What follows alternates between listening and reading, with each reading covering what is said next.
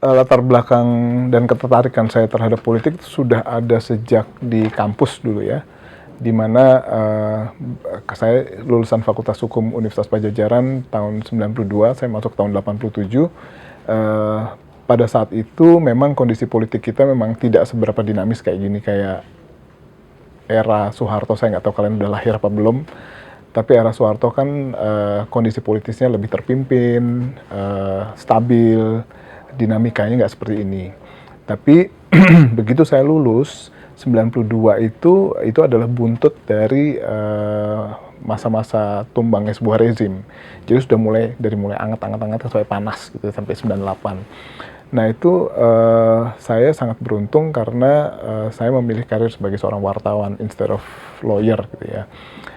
Nah ketertarikan saya dari mulai sedikit demi sedikit, karena pada awalnya saya tidak ditaruh di desk nasional, tapi saya ditaruh di desk metro. Tapi begitu saya masuk desk nasional, ketertarikan saya sama hal-hal yang sifatnya politik dalam negeri, politik regional itu terbentuk gitu.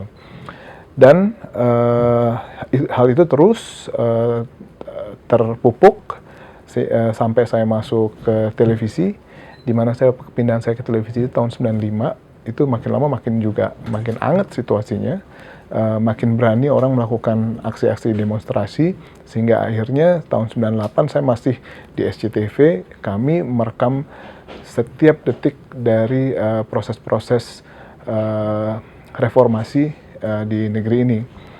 Nah, sampai titik tersebut, saya adalah seorang wartawan. Jadi saya berdiri di atas market lah, di atas pasar, di atas semua golongan.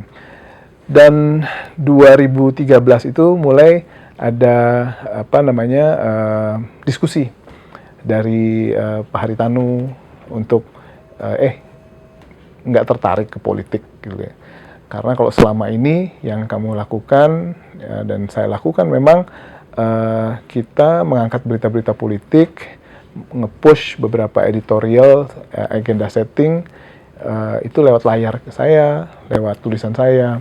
Memang ada yang kadang-kadang berhasil mengubah kebijakan pemerintah, tapi ada juga yang enggak.